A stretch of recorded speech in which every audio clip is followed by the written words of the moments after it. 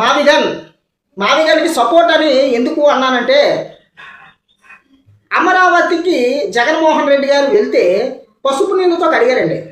కొంతమంది టీడీపీ నాయకులు అక్కడ లోకల్ లీడర్స్ ఆ రోజు జగన్మోహన్ రెడ్డి గారు వెళ్తే పసుపు నీళ్లతో కడిగారు. ఎంత అవమానించారు తెలుసా? అంటే రేపు పొద్దున ఒక వైఎస్ఆర్సీపీ కార్యకర్త వెళ్ళినా అదే విధంగా కడుగుతారా? అంటే వీళ్ళ పిచ్చి. అందుకే అంటారు అమరావతి అనేది ఒక భ్రమరావతి.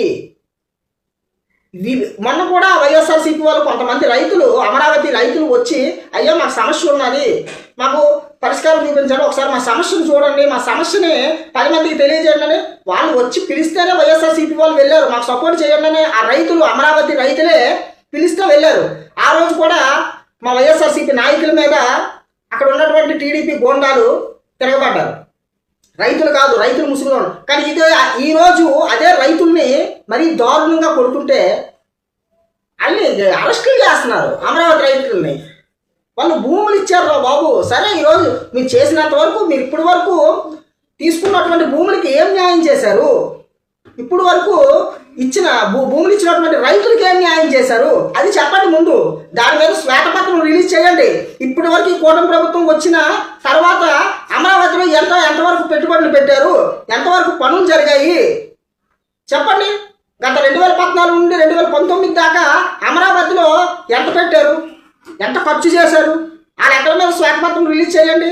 ఇప్పుడు ఈ 2 సంవత్సరాల్లో, ఈ 2024 మీరు అధికారంలోకి వచ్చిన తర్వాత నుండి ఎంత ఖర్చు పెట్టారో శ్వేతపత్రం రిలీజ్ చేయండి.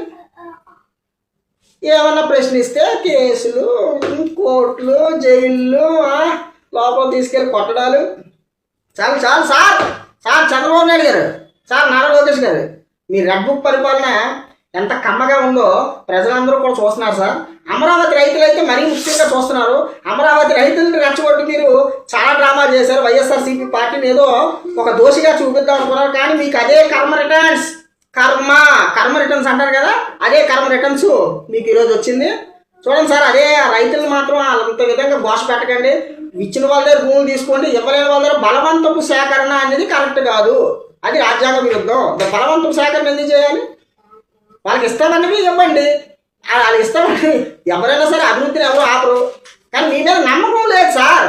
ఎందుకంటే లక్షల కోట్లు ఎక్కడి నుంచి తీసుకొస్తారు సార్? అమరావతి అభివృద్ధికి లక్షల కోట్లు కావాలి.